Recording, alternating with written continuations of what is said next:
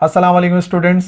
बच्चों, क्या आप क्लास 10th में हैं और पेपर के इतने नज़दीक आने के बावजूद भी आपकी फिजिक्स की तैयारी मुकम्मल नहीं है या अच्छी नहीं है, आप उससे सेटिस्फाई नहीं है? सो ये जो वीडियो है आज की, ये आपके लिए होने वाली है।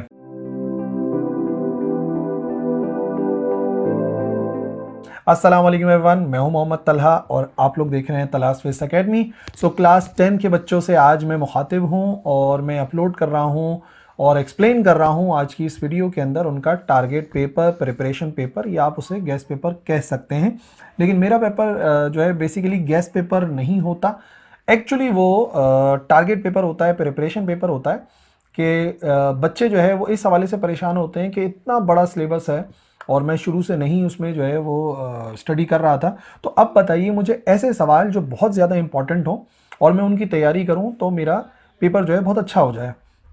सो हमारा जो पेपर है, ये जो टारगेट पेपर मैं अभी आपको एक्सप्लेन करूंगा, अगर आप इसकी मुकम्मल तैयारी कर लेते हैं, प्रिपरेशन कर लेते हैं, तो इंशाल्लाह 90% से ज़्यादा मार्क्स आप अचीव कर सकते हैं फिज़िक्स के पेपर में क्लास 10 के। और 90% क्योंकि बच्चे कंफ्यूज हो जाते हैं, कह रहे 90 मार्क्स का तो पेपर ही नहीं है। अरे बच्चों, 90 मार्क्स की बात नहीं कर रहा, 90% मार्क्स की बात कर रहा हूँ। आपका पेपर तो 60 मार्क्स का है। सो अगर आप 55 प्लस मार्क्स गेन करना चाहते हैं, सो ये टारगेट पेपर आपके लिए है। स्क्रीन के ऊपर देखिए तो आपको नज़र आएगा तलाश फिजिक्स एकेडमी का क्लास 10 का प्रिपरेशन पेपर फॉर फिजिक्स 2025। सबसे पहले समझ लो कि इसको देखना कैसे है। देखो, जो इंपॉर्टेंट डेफिनेशंस हैं वो मैंने लिख दी हैं डेफिनेशंस के कॉलम में। जो इंपॉर्टेंट डिफरेंसेस आ सकते हैं वो डिफरेंसेस में लिख दिए। उसके बाद तीसरा जो हमारे पास कॉलम है वो मैंने क्वेश्चंस का बनाया है। इसके अंदर शॉर्ट क्वेश्चंस भी हैं और लॉन्ग भी हैं। दोनों को मैं एक्सप्लेन करूंगा कि भाई शॉर्ट कौन से वाले हैं, लॉन्ग कौन से वाले हैं, किस तरीके से आ सकते हैं, और इन दी एंड किन न्यूमेरिकल्स की प्रैक्टिस आपने करनी है न्यूमेरिकल्स को अच्छे तरीके से अटेम्प्ट करने के लिए। तो चलिए यूनिट 10 जनरल वेव्स प्रॉपर्टी से शुरुआत करते हैं। देखिए, इस चैप्टर से जो डेफिनेशंस हैं बहुत ज़्यादा हैं। वेव्स है, टाइम पीरियड है, फ्रीक्वेंसी, वेवलेंथ, वेव स्पीड। अगर आप इनको कवर करते हैं तो डेफिनेशन वाला मसला हल हो जाएगा। ये जो वेव स्पीड लिखी हुई है इसमें formula v is equal to F lambda 2-3 लाइनों का है, वो भी इसी में शामिल है। याद रखिए, डेफिनेशन में लिखनी तो सिर्फ डेफिनेशन होती है, बट अगर आपको फॉर्मूला पता है तो बेहतर ये कि फॉर्मूला लिख दो। भाई एक चीज़ पता है ना आपको, मतलब 15 सेकंड एक्स्ट्रा लगेंगे, 20 सेकंड एक्स्ट्रा लगेंगे, तो इतना बड़ा इशू नहीं है। इससे बहुत ही अच्छा इंप्रेशन जाता है कि भाई बच्चे ने डेफिनेशन भी लिखी और साथ में उसका फॉर्मूला भी लिख दिया। अच्छा, यूनिट 10 डिफरेंसेस जो हैं, इससे दो डिफरेंसेस मैंने रखे हैं, वेरी इंपॉर्टेंट डिफरेंसेस। ट्रांसफर्स और लॉन्गिट्यूडनल वेव्स के दरमियान में डिफरेंसेस हैं और मैकेनिकल एंड इलेक्ट्रोमैग्नेटिक वेव्स के दरमियान में डिफरेंसेस हैं। डिफरेंसेस के लिए एक बात समझ जाओ, कम से कम 3 डिफरेंसेस आपने याद रखना है, कम से कम 3, क्योंकि हमारा शॉर्ट क्वेश्चन जो है 3 नंबर का होता है। तो कम से कम आपको जो है वो 3 डिफरेंसेस याद करने हैं, एक्स्ट्रा जितने भी याद कर लो। तो पेपर में अगर आ जाए शॉर्ट में तो जो सबसे अच्छे याद हो उनको लिख दोगे तो बहुत ही बेहतरीन काम हो जाएगा। ट्रांसफर्स और लॉन्गिट्यूडनल वेव्स और मैकेनिकल एंड इलेक्ट्रोमैग्नेटिक वेव्स के दरमियान का डिफरेंस। क्वेश्चंस कौन कौन से हो सकते हैं? एसएचएम क्या है? सिंपल हार्मोनिक मोशन को एक्सप्लेन करना है, डिफाइन करना है, एक्सप्लेन करना है एफ इज इक्वल टू के एक्स वाले फॉर्मूले तक। हालांकि क्वेश्चन लास्ट ईयर आ गया था, लेकिन मुझे लगता है कि रिपीटेशन पॉसिबल है। सिंपल पेंडुलम, इस क्वेश्चन को भी मैं कहता हूं कि ये इंपॉर्टेंट है, इसकी प्रैक्टिस कीजिए। सिंपल पेंडुलम क्या है, उसका फॉर्मूला, टाइम पीरियड का पूरा motion of simple pendulum, point O to A O to B पूरा। और उसके बाद आखिर में सिंपल हार्मोनिक मोशन को बॉल एंड बोल सिस्टम से जो एक्सप्लेन करना है, ये भी मुझे लगता है कि अहम सवाल है। इंशाल्लाह इन 3 सवालों की आप तैयारी कर लें तो क्वेश्चन जो आएंगे ना चैप्टर नंबर 10 के, वो आप बेहतरीन तरीके से अटेम्प्ट कर लेंगे। ठीक है। अच्छा, न्यूमेरिकल मैंने 4 रखे हैं, इंशाल्लाह इन 4 न्यूमेरिकल से ना बेहतरीन तैयारी हो जाएगी, क्योंकि जो बाकी न्यूमेरिकल्स भी है ना, बेसिकली अगर आप इन न्यूमेरिकल्स की अच्छे से प्रैक्टिस करते हो ना तो वो ऑलरेडी कवर हो जाएंगे। ठीक है, तो ये हो गए न्यूमेरिकल 3, 5, 7 एंड 8। फिर आइए यूनिट नंबर 11 पर, साउंड पर। बज़ाहिर देखने बड़ा छोटा सा चैप्टर नजर आता है, बट इंपॉर्टेंट है ये। डेफिनेशंस, डिफरेंसेस नहीं है, डेफिनेशंस हैं। Musical sound, noise, echo, infrasonic sound, audible frequency, ultrasonic sound. इनकी रेंज याद कर लेना कि इंफ्रासोनिक 20 हर्ट से कम और ऑडिबल 20 से 20,000 वगैरह से, ये सब जो है ना। अच्छा, questions, electric bell jar experiment, long question बन सकता है और है भी important. Characteristics of sound, loudness, pitch और टिम्बर या क्वालिटी, ये पूरा आपने तैयारी करनी है। शॉर्ट में होगा तो कम कम लिखा जाएगा, लॉन्ग में होगा तो मुकम्मल डिटेल में लिखा जाएगा। अच्छा, लॉन्ग क्वेश्चन हो सकता है जो अल्ट्रासाउंड की एप्लीकेशन है ना, क्लेंजिंग में, सोनार में, इकोकार्डियोग्राफी में और अल्ट्रासोनोग्राफी में, तो चारों जो है ना अच्छे से हेडिंग याद कर लो। पेपर में ना बाय नेम पूछेंगे, तो बाय नेम भी बता दो, और अगर वो ऑप्शन दे दें तो जो सबसे अच्छा याद होगा उसको लिख देना। ठीक है, न्यूमेरिकल कम ही रखें। देखो जो यूनिट नंबर 10 है, 11 है, 12 है ना, इनके न्यूमेरिकल काफ़ी मिलते जुलते हैं, तो अगर आप एक अच्छे से कर लोगे तो दूसरा ऑटोमेटिकली कवर हो जाएगा। बट इस चैप्टर से 1, 2, 3 की प्रैक्टिस कर लेना, अच्छी तैयारी हो जाएगी। फिर आइए यूनिट नंबर 12 की तरफ। इलेक्ट्रोमैग्नेटिक स्पेक्ट्रम, सिर्फ दो डेफिनेशन है, इनको याद कर लो, डिस्पर्जन है और रेनबो है। डिस्पर्जन की डेफिनेशन हो जाएगी dispersion of light and rainbow. अच्छा जी, इलेक्ट्रोमैग्नेटिक वेव्स, लॉन्ग क्वेश्चन हो सकता है, 6 इंपॉर्टेंट कैरेक्टरिस्टिक्स पूछें, या शॉर्ट में कर सकते हैं कि उनमें से कोई सी 3 बताएं कैरेक्टरिस्टिक्स ऑफ इलेक्ट्रोमैग्नेटिक वेव्स, तो शॉर्ट में 3 पूछ लेंगे, याद पूरा कर लेना। और ये जो मैंने सवाल लिखा है ये मुझे लगता है कि शॉर्ट में आना चाहिए। रेडियो वेव्स के 3 यूजेस, माइक्रोवेव के 3 यूजेस, इंफ्रारेड के 3, अल्ट्रावायलेट रेडिएशन के, एक्सरे के, गैमा रेस के, सबके बाद 3 आप जो है वो यूजेस याद कर लें कहाँ कहाँ यूज हो रहे हैं, और न्यूमेरिकल 1, 4, 5, 7 हो जाएगा।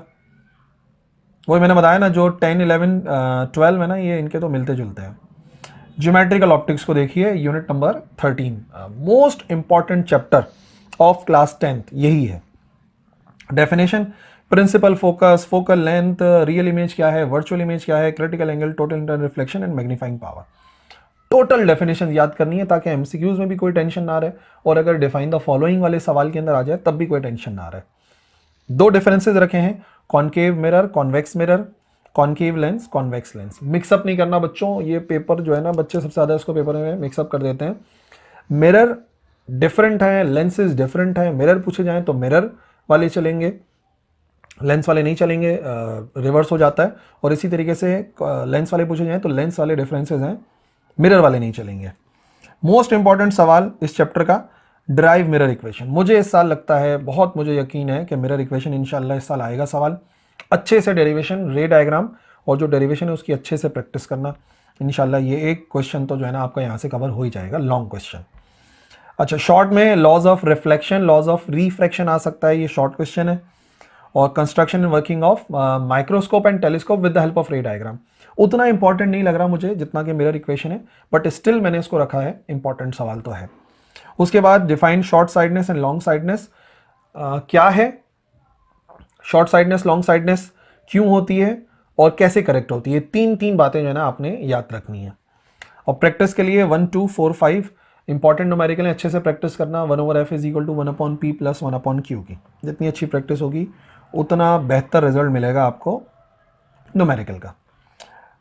यूनिट नंबर 14 आखिरी है जो कि रिड्यूस नहीं हुआ है। इलेक्ट्रिक फील्ड क्या है, इलेक्ट्रिक फील्ड लाइंस क्या है, electric potential, capacitance, just their definition, और जिनके फॉर्मूले हैं उनके फॉर्मूले भी डेफिनेशन मैंने पहले बता दिया, लिख दो तो ज़्यादा बेहतर है और याद कर लो। उसके बाद आ गया define electrostatic induction. Electrostatic induction क्या है और चार्जिंग ऑफ जो स्टेप था ना इलेक्ट्रोस्टैटिक इंडक्शन वाला, वो पूरा एक्सप्लेन करना है, पूरा टॉपिक है पहले ही है। इलेक्ट्रोस्कोप किस तरीके से काम करती है, उसकी कंस्ट्रक्शन, उसकी फिगर, मुकम्मल तैयारी। एंड यूनिट 14 का मोस्ट इंपॉर्टेंट सवाल मुझे लगता है इस साल के लिए, इक्विवेलेंट कैपेसिटेंस मालूम करें जब 3 कैपेसिटर्स को सीरीज में और पैरेलल में जोड़ा जाता है। ये शॉर्ट में भी दे सकते हैं अगर सिर्फ सीरीज या सिर्फ पैरेलल दें, but I think long question बनेगा सीरीज और पैरेलल दोनों मिलाकर। प्रैक्टिस के लिए 4 न्यूमेरिकल दिए हैं, 2, 3, 4 एंड 6, ठीक है ना, 2, 3, 4, 6 है, बस इनकी तैयारी कर लो। अब से रिड्यूस वाले टॉपिक्स आ गए। तो पहले आ गया हमारे पास unit 15 current electricity. Electric current की डेफिनेशन याद करो, इलेक्ट्रिक पावर और ईएमएफ की डेफिनेशन याद करो। डिफरेंसेस, 2 डिफरेंसेस हैं बड़े ही इंपॉर्टेंट, कन्वेंशनल करंट और इलेक्ट्रॉनिक करंट के 3 फर्क, और ऑल्टरनेट करंट और डायरेक्ट करंट के 3 फर्क, ठीक है। और क्वेश्चन मुझे लगता है इस चैप्टर से एक ही मुझे लग रहा है उसका ज़्यादा चांस है, और वो है इक्विवेलेंट रेजिस्टेंस के लिए फॉर्मूला ड्राइव करना है जब 3 रेजिस्टर्स को सीरीज में और पैरेलल में जोड़ते हैं। तो देखो अगर आप कैपेसिटर वाले सवाल की तैयारी करोगे ना इंशाल्लाह, तो ये रेजिस्टर वाला भी हो जाएगा, ऑल्टर होता है, नोट्स में मिल भी जाएगा आपको। अच्छा, 4 numerical 1, 3, 5, 6 they are enough for the practice of current electricity, ठीक है भाई। अब आइए यूनिट नंबर 16 इलेक्ट्रोमैग्नेटिज्म पे। ऑफ कोर्स ये भी एक रिड्यूस चैप्टर था। Magnetic field lines with the help of figure, इसको याद रखना है। Force on a current carrying conductor in magnetic field, ये हो गया सवाल। और ज़्यादा इंपॉर्टेंट मुझे लगता है कंस्ट्रक्शन वर्किंग ऑफ ट्रांसफार्मर वाला ज़्यादा अहम लग रहा है। बाकी 3 daily life application of transformer जो है ना, वो आप याद कर लें, ठीक है, स्टेबलाइजर वाली, एसी वाली, ये सब। और क्योंकि रिड्यूस हो गया है इसके अंदर काफ़ी सिलेबस, तो न्यूमेरिकल बस 2 ही हैं, ट्रांसफार्मर वाला न्यूमेरिकल देख लो और force on current carrying conductor in magnetic field F is equal to BIL sine theta वाला। ठीक है, तो ये हो गया हमारा यूनिट नंबर 16 इलेक्ट्रोमैग्नेटिज्म। आगे वाले जो न्यूमेरिकल हैं, इनकी अच्छी बात यह है कि इनमें जिन बच्चों को न्यूमेरिकल से टेंशन होती है ना, इनमें न्यूमेरिकल नहीं है। यूनिट नंबर 17 इंट्रोडक्टरी इलेक्ट्रॉनिक्स, इसके अंदर आपको मिलेगा जो सबसे अहम सवाल है। पहले तो देखो 1B क्वेश्चन है, क्या इफेक्ट होता है इलेक्ट्रिक फील्ड और मैग्नेटिक फील्ड का। पॉइंट्स की सूरत में लिखा हुआ है कि इलेक्ट्रिक फील्ड का क्या इफेक्ट है, मैग्नेटिक फील्ड का क्या इफेक्ट है, वो याद करना है। और गेट्स, सारे गेट, एंड, और, नॉट, एंड, नॉर, ये तो बल्कि आ गए ना, तो आप लोगों के लिए बड़ा फ़ायदा हो जाएगा, स्पेशली जो कंप्यूटर साइंस के स्टूडेंट हैं, उन्होंने तो उसको बहुत पढ़ा हुआ होता है। तो ट्रुथ टेबल के साथ सिंबल, ट्रुथ टेबल और डेफिनेशन कि ये गेट करता क्या है। और फिर एक तीसरा सवाल, जो 2 अलग से हेडिंग्स आपको नजर आएंगी, एक है सीट बेल्ट अलार्म सिस्टम और दूसरा intrusion detection and alarm system, इसकी तैयारी कर लेना। डिफरेंसेस डिजिटल और एनालॉग इलेक्ट्रॉनिक्स के बहुत सारे डिफरेंसेस हैं, सारे याद कर लो। अगर मिसाल के तौर पे देना चाहें तो वो उसको लॉन्ग में दे दें, क्योंकि टॉपिक तो बड़ा लंबा सा था, लेकिन शॉर्ट में देंगे तो आपको 3 लिखने होंगे। सो जो बेस्ट 3 आपको याद होंगे उनको आप लिख दोगे, ठीक है। Unit 18 information and communication technology, इसके अंदर जो मोस्ट इंपॉर्टेंट सवाल है वो है components of computer based information system, जिसे हम कहते हैं CBIS। इसके अलावा transmission of light signals through optical fibre, ये अहम लग रहा है मुझे, शॉर्ट में दे सकते हैं कि ऑप्टिकल फाइबर से जो ट्रांसमिशन होती है लाइट की किस तरीके से होती है, ठीक है। अच्छा जी, unit 19 atomic structure, isotopes, atomic number, atomic mass, 3 definitions हैं, अच्छे से याद कर लो। और आइसोटोप के अंदर एग्जाम्पल्स याद कर लेना। और यूनिट 19 के अंदर structure of atom and Geiger Marsden का जो अल्फा स्कैटरिंग एक्सपेरिमेंट है, एक ही तो सवाल है इस चैप्टर के अंदर, तो उसके अच्छे से तैयारी कर लो, आ गया तो लॉन्ग क्वेश्चन बन जाएगा, ठीक है। और लास्ट हमारे पास है यूनिट 20 जो कि है न्यूक्लियर स्ट्रक्चर। न्यूक्लियर स्ट्रक्चर के अंदर आपको मिलेगा 2 अहम सवाल मिलेंगे, नेचुरल रेडियोएक्टिविटी क्या है और properties of alpha, beta and gamma. कम से कम 3 प्रॉपर्टीज याद करना, आयनाइजेशन वाली, पेनेट्रेशन वाली, स्पीड वाली, ये सब जो है ना याद कर लेना, और चार्ज वगैरह इंपॉर्टेंट, हर एक की 3-3 एटलीस्ट याद करो। और उसके बाद एक सवाल बन सकता है न्यूक्लियर फिजन का और न्यूक्लियर फ्यूजन का इक्वेशन के साथ और फिजन चेन रिएक्शन के साथ। तो ये सवाल जो है ना मुकम्मल हो जाएगा यूनिट 20 का, ठीक है। सो ये हो गया बच्चों आपका प्रिपरेशन पेपर। अगर अभी तक बिल्कुल तैयारी शुरू नहीं की थी तो अभी मौका है, इस पेपर की तैयारी करो, इंशाल्लाह देखना 90% मार्क्स गेन कर लोगे। 1.5 महीना जितना भी टाइम बचा है, बस इसके अंदर अब जो है ना पूरी जी जान लगा दो और इसकी तैयारी कर लो। और अगर तैयारी है पहले से थोड़ी सी, तो देख लो ज़रा, चेक करो इस पेपर को कि इसमें से कोई सवाल रह तो नहीं करा।